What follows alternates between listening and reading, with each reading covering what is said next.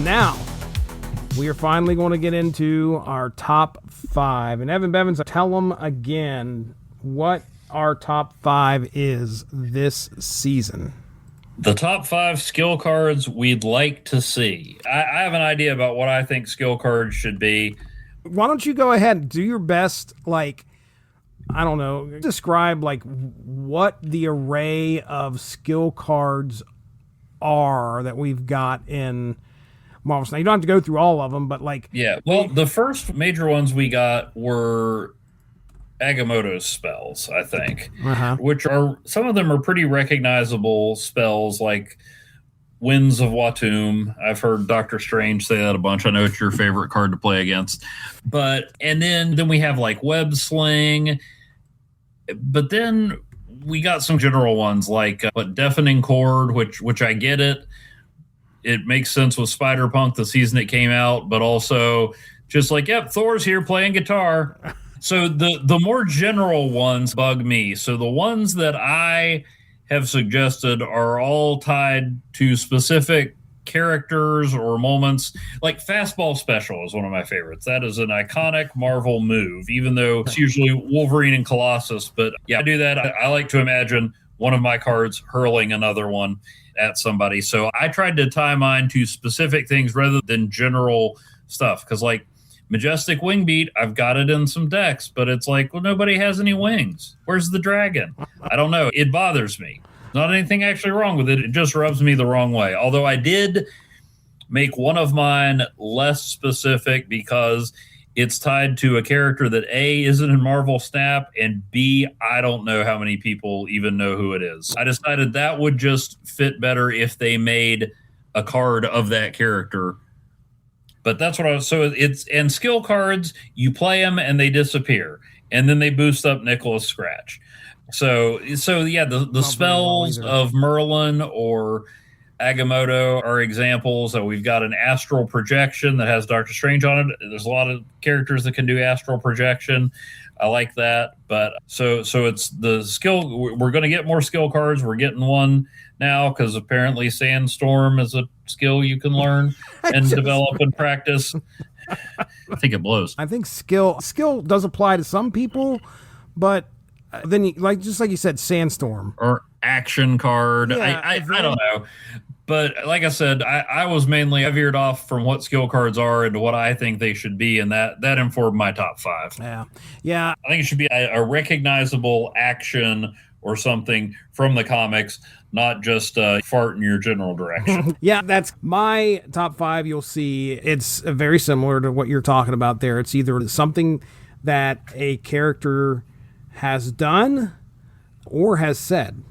So there's going to be quotes in here, or you'll see some type of... My first one is going to be a fun one because it's not an action. It's very much a Sandstorm type of a deal. Here's my question.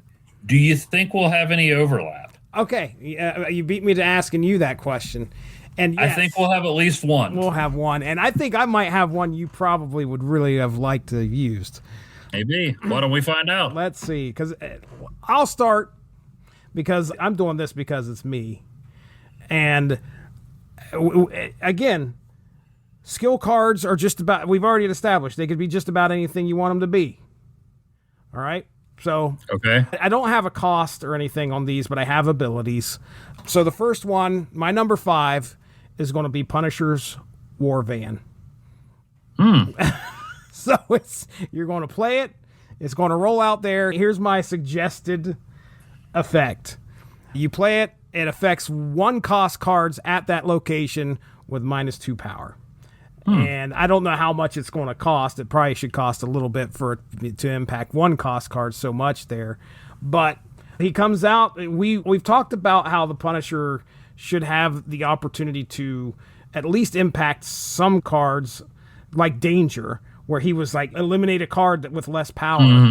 I think you can't have Punisher come out and kill the Hulk in some way. So guys that are... No, that takes Hawkeye.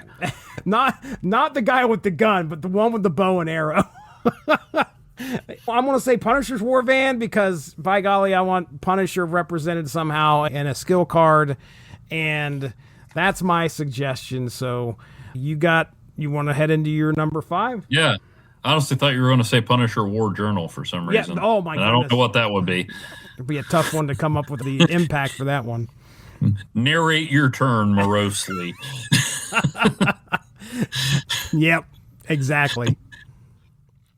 Okay, my number 5 was the one I changed. Originally, it was called I Know Stuff, which is a reference to Layla Miller. Oh, yes. But I decided, well, we don't even have a Layla Miller card, and even if we did, people would probably be like, who is that?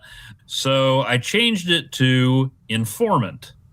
Informant. So it would probably be a picture of Daredevil holding Turk over the edge of a roof or something.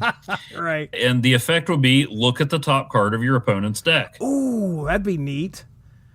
Yeah. So, or it could be precognition or something, but I like the idea of Daredevil threatening Turk. Yeah. Roughing up Turk for information. So that would be mine would be Informant. So it'd be like a one-time Howard the Duck, but for your opponent's deck. Yeah, that'd be really cool.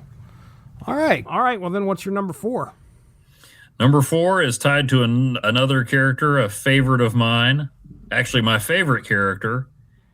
And this one will be Unbeatable. Okay.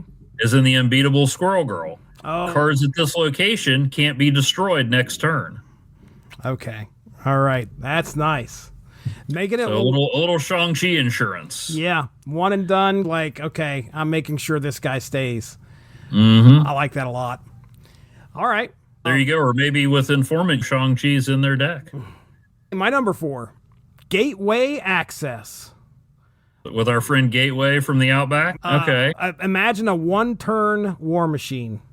So you lay him out there, he lays, and he gets you anywhere you want to go. I thought about making it just play anywhere, minus the effect of the location, but I think just 1-turn war machine would probably be the way to go. Yeah. Yeah, that'd be cool. Yeah. So Gateway Access, don't know what it'd cost to get, but it'd be a fun one we need Gateway in there somehow. Yeah. So, yeah. I like it. All right. Number 3. My number 3 is Go Nova. Oh, very nice. Yeah. Double the power of your lowest card here and destroy it. So this is know that Johnny Storm does not die. This is the only regrettable thing that I have in this ability. Yeah. But it wears him out and incinerates Empire State University. That's right, because the second half of this is divide damage among enemy cards equal to that card's power. So lowest cost, and then he basically flames on, and then it just goes away, and then the other cards on the other side feel it. So I've already got a combo for it. Oh, do you now? Ebony Maw, Gateway Access, Go Nova. Oh, look out. Look out. All right, so that's my number 3. What's your number 3? My number 3 borrows on the effect from a couple of character cards, but it wouldn't always be this specific, but just like you can use Fastball Special without Colossus and Wolverine, my number 3 card is Worthy. Okay. Draw a 0-cost card from your deck. Okay. You got Mjolnir or Stormbreaker. That's great. Call that hammer to you and start wailing on Thanos. Yeah. Or pull Yellow Jacket out for reasons. Don't put that in your deck. Yeah, well, you never know. Actually, there came a day, unlike any other, when someone wanted Yellow Jacket Darren Yellow Jacket Cross. We need to be shuffling Yellow Jacket into other people's deck. There you go. That's where figure out a skill card for that. Okay. All right. Or the hood. Yeah. Create a demon. Send Parker Robbins over to your opponent. Perfect. Oh, wait. Viper does that already. Okay. Yeah. Right. Okay. So that was your number 3. That was my number 3. Let's hear your number 2. Okay, this is the one I think you might have too. We'll see if you have phrase or the effect. Okay. All right. Well, I doubt I have the effect. Avengers Assemble. Ooh, no. This is not the phrase. Okay. All right. Well, and it would just be add an Avenger to your hand. Now, whether that's like Major Victory tosses in Guardians, but I think it's only the core Guardians, so maybe it's an Avenger in your deck to your hand. That's got to happen. I don't know. It's iconic. I don't know how exactly it would work, but Avenger's a symbol. It's dude. Or maybe just a symbol. It's got to happen at some point. Like that. I don't know if it's going to be called that, but adding an Avenger to your hand has got to be. And if we're doing this with Guardians, it's on the slate to get other team members. Oh yeah. So that's So I don't know how, or maybe it would just be like, I started to say maybe it's just the founding Avengers, but man, can you imagine? Come on, Hulk. Come on, Hulk. Come on, Iron Man. I got Wasp. Wow. No disrespect to Janet Van Dyne, who could probably kick my butt without shrinking. I want a Wasp Secret Wars variant where she's looking for the magical comb that she's trying to find the whole time. Wasn't that what's happening in the Secret Wars? Like she's trying to find a comb to comb her hair with. All I remember about the Wasp from Secret Wars is her making out with Magneto. Yeah, it was her and Magneto is like...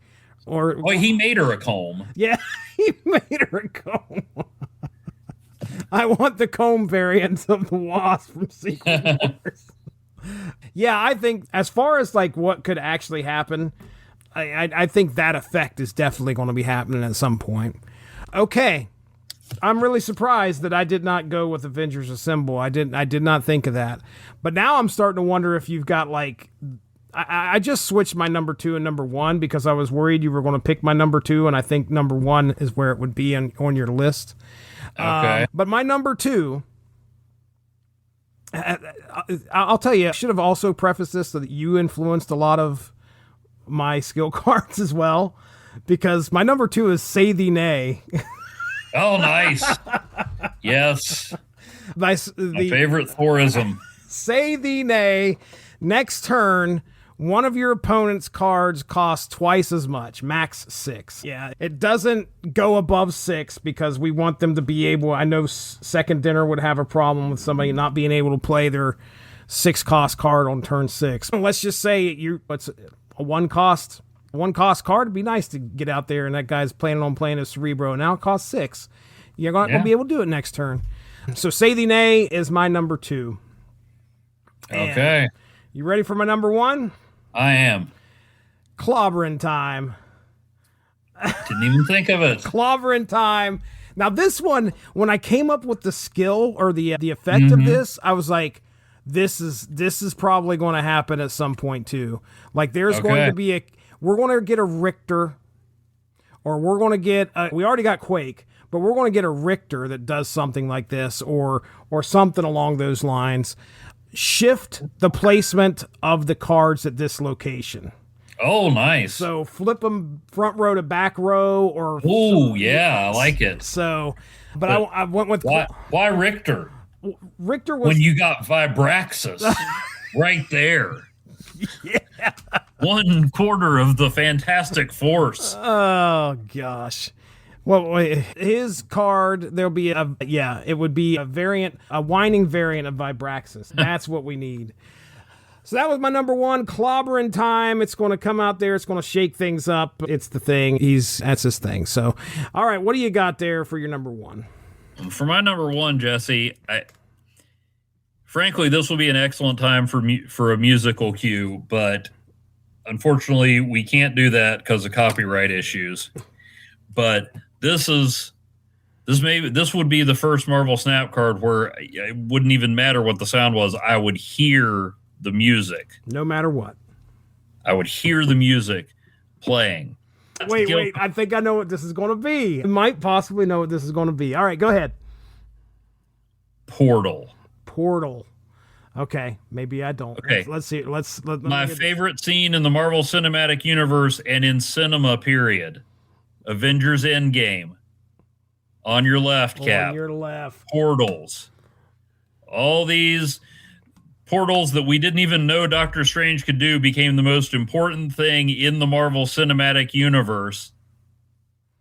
And it brought back all the people they thought they'd lost. Ooh. For a climactic battle. All the people that they didn't use this term, they used snapped or blipped. But in Marvel Snap term, you might think of these people as having been banished. There it is. Portal, bring back one of your banished cards to this location. There we go. That's what we need. I saw you earlier. Bring back something that's banished. I saw you do that. Unbelievable. How about that? Well, that was fun, man. I knew that would be a good top 5. That was a lot of fun. Well, when you suggested it, I was like, I don't know.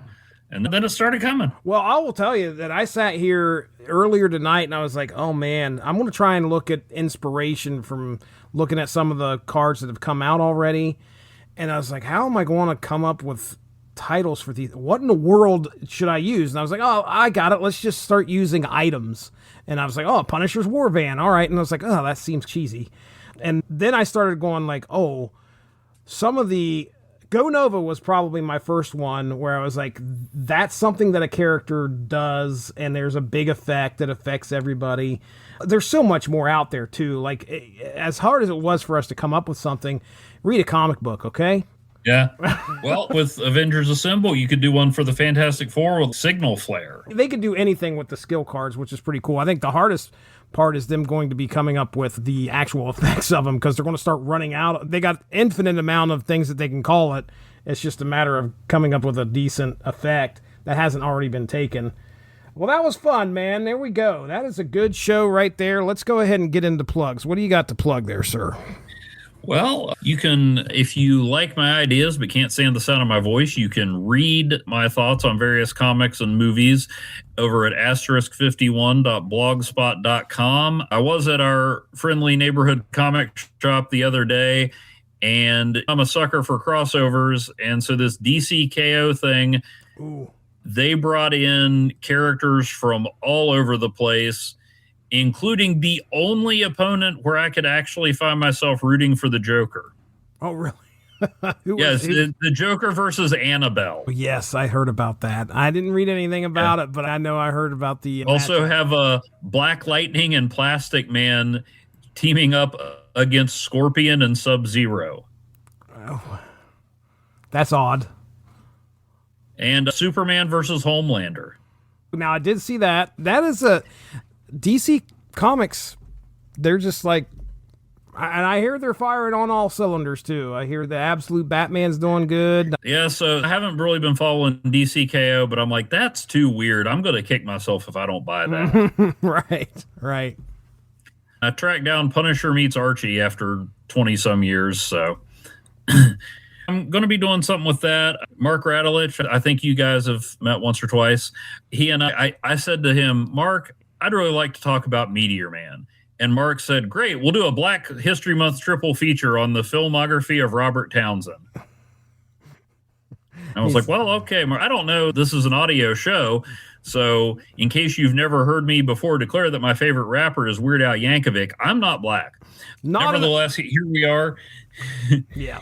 So, yeah, Mark and I did that the other day, and that is going to prompt me to finally do a missing links post on the Meteor Man #1 comic that I didn't know existed. All right. So there's all kinds of stuff like that. I have movies that I bought at Dollar Tree before Dollar Tree carrying movies, #Dollar Tree Cinema. Marvel and DC are playing nice again and doing crossovers, and I've got the rundown on all 24 original Amalgam issues. That's right. So, and then also I don't have my own podcast, but I butt into other people's podcasts all the time. So Billy D, Ed Moore, and I over on Magazines and Monsters are going through the Marvel Fanfare series, which the most recent episodes includes an appearance by Man Spider to tie it all back into Marvel Snap. Look out. So, yeah, you can find my writing at *51.blogspot.com and check out the Radulich and Broadcasting Network, Magazines and Monsters, and the Source Material Comics podcast. I show up on their Unspoken Issues every once in a while. Speaking of Unspoken Issues, ladies and gentlemen, you're most likely listening to this podcast on the Source Material Comics feed. We have a few shows. Unspoken Issues has been mentioned. It's 90s comics all the time. Last Unspoken Issues show was me, Evan, and Chris talking X Nation 2099, our first entry into 96 #1s, which that's 1996, not a total of 96 number ones, where we're discussing a number one issue that hit the shelves 30 years ago from either Marvel, DC, Dark Horse, or, oh my goodness, why can't I think of the other one? Image. Image. Wow. Marvel, Dark Horse, DC, or Image. There is a poll that you can pick what we are going to choose or what we are going to read and discuss. You choose, we read. So not going to be Skrull Kill Crew or Ravage 2099, apparently. So X Nation 2099 was our first discussion because that was the one that won January's poll. And it looks like Mr. Miracle won February's. So Mr. Miracle number one, which I've already read. I am not a New Gods guy. I know who Mr. Miracle is. And then the Source Material Comics podcast. Listen, yesterday was me and Mark Radulich talking Grant Morrison's Nameless. And you want to talk about two guys' brains who just melted and then railed against how Grant Morrison needs an editor. He definitely did that project for, well, the fans that like Grant Morrison. So if you want to hear us talk about that, feel free to check that out. And then I think that's, I guess I'll plug sessions here with me and Mark, which the last Source Material Live devolved into a sessions. We were talking Batman, Bruce Wayne Murderer. And by the end of it, Mark made some comment about Peking Duck Batman. Became a song. Right there live, you get to listen to 20 minutes of us creating Peking Duck Batman, which isn't much. It's just me prompting something and then having Mark figure out what the genre is supposed to sound like. And then you can hear it live. So that's it. Thank you very much for joining us. We'll talk to you soon. Have a good one. Keep on snapping.